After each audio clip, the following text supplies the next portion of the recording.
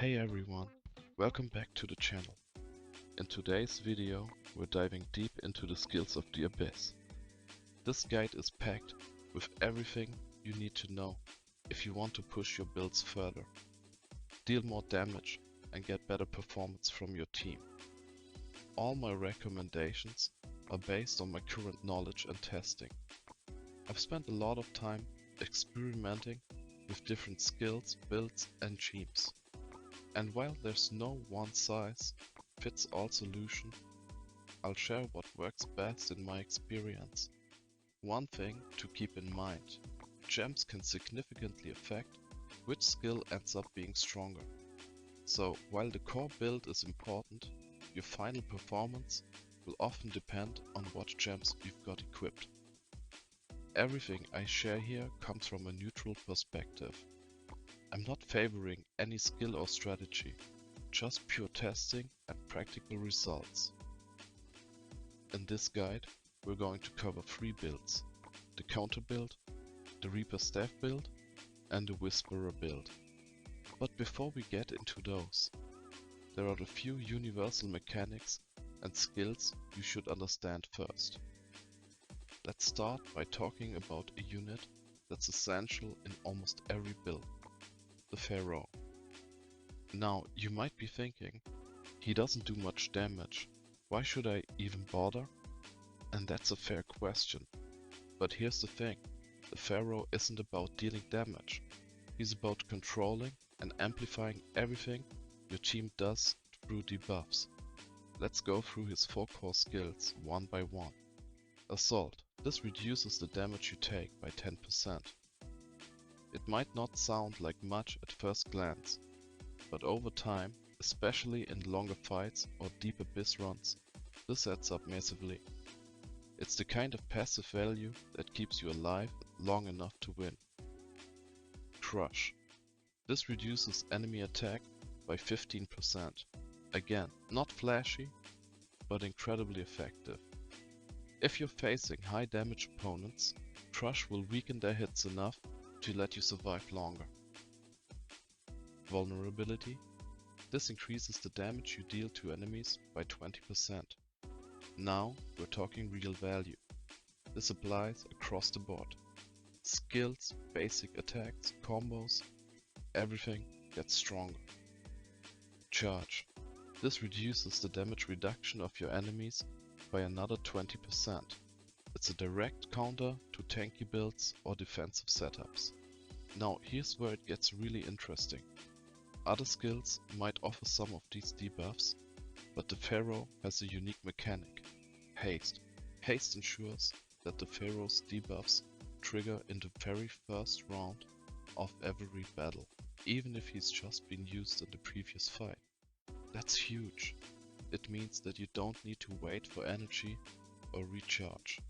You get full value immediately, round after round. Technically, every third round the debuffs will be inactive, but for the vast majority of fights that still means you'll have constant control and debuff pressure. The Pharaoh doesn't just support your build, he enables it. Now that we've covered the Pharaoh, let's take a quick look at the different playstyles available in the Abyss. You see, the Abyss isn't a one-track system, because many skills can appear multiple times, and because some builds are surprisingly flexible, you can actually go in directions you wouldn't expect. For example, even if your Capy isn't built as a pure counter unit, you can still pull off a counter build by stacking enough counter rate from the skills. Similarly, you can lean into combo focused strategies even if your base stats don't scream combo.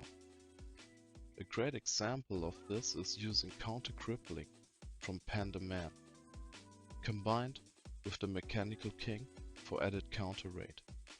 This lets you unlock counter synergies that your Capy wouldn't normally have access to. This kind of hybrid flexibility is what makes the Abyss so engaging and tricky. But don't worry, we'll walk through it step by step. Alright, let's break down the counter build. This is one of the most versatile and reactive builds you can run. It's great for disrupting enemies, punishing them when they attack, and stacking damage passively. First off, as mentioned earlier, get the Pharaoh. His debuffs are essential. Next, you need Panda Man. His skill Counter-Crippling reduces enemy effectiveness with each counter you perform. This skill alone can shift the momentum in long fights. Then comes the Mechanical King.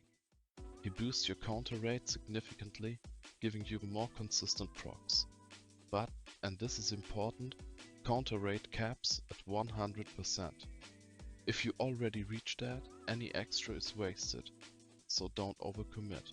Another tip, don't forget that Mechanical King's skill offerings often include multiple versions. Grab them all. They scale extremely well and push your build's damage output sky high. Now let's talk flexibility. The Cyclops is always a strong addition. He adds lifesteal and lightning damage to your basic attacks, and his combo potential fits nicely with any reactive build. Personally, I use a champ that causes enemies to take 1% of their health as extra damage during combos, so Cyclops becomes a major source of burst damage. For builds that lean into skill damage, I recommend adding the White Robe. He buffs magic output and increases the chances for extra lightning strikes. Another great pick is the Magic Dragon. Its lightning shields provide additional protection and synergy if you're stacking elemental effects. The key takeaway? Build around your strengths. If your champs lean toward lightning, lean into it. If you're more combo focused, stack effects that reward frequent triggers. Now, let's talk about the Reaper stuff.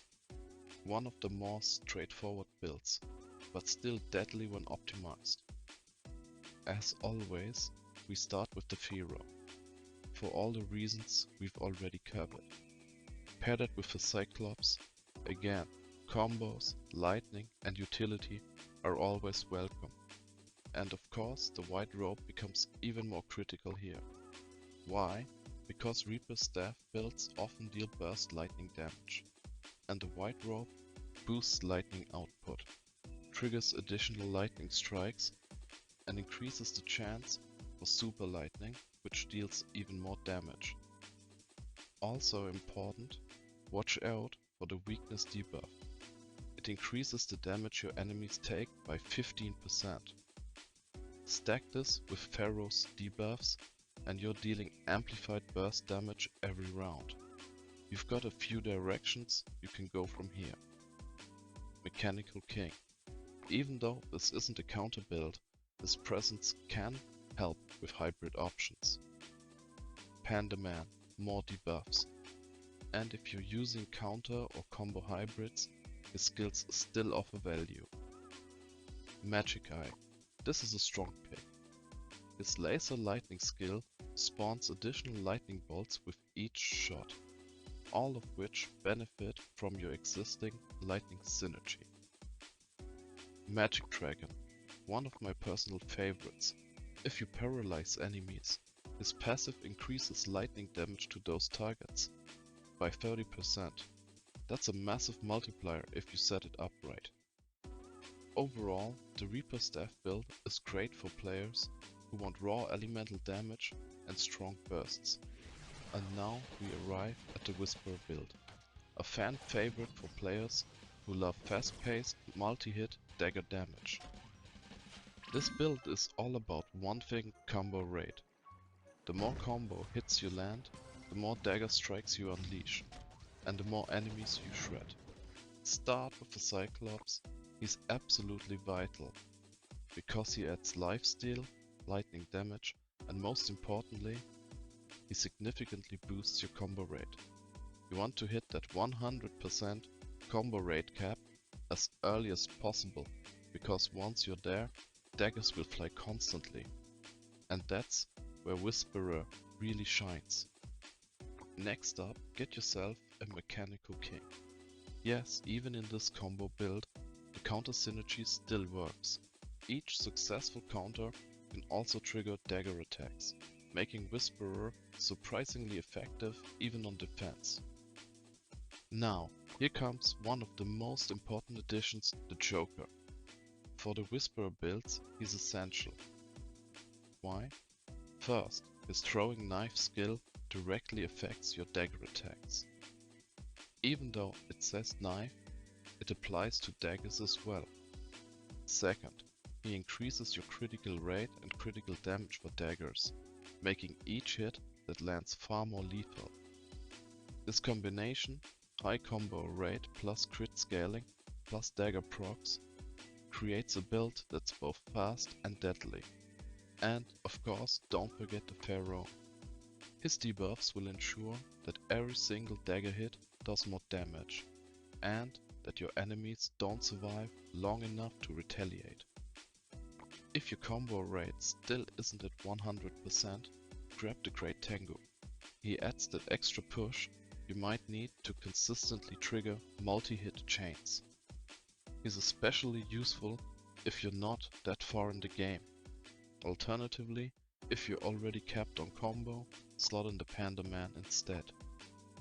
His debuff is just too good to ignore, and he keeps your enemies in check while you slice them apart. Also worth testing, Magic Dragon with his paralysis effects, you could get some bonus elemental synergy, but that's a fringe option. Just use when you don't hit what you want. And that wraps up our deep dive into Abyss skills and builds. Let's quickly summarize the main points.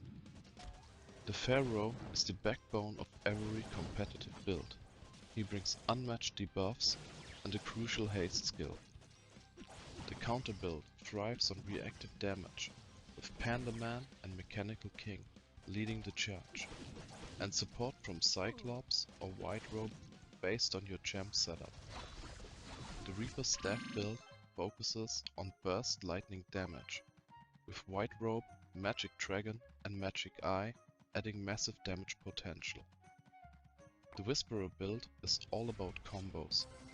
Maximize dagger procs through Cyclops, Joker and Mechanical King, and use Pharaoh to boost every strike. Quick reminder, always keep your gems in mind.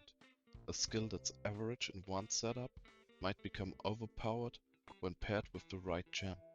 So if a build feels underwhelming, look at your equipment synergy before giving up on it.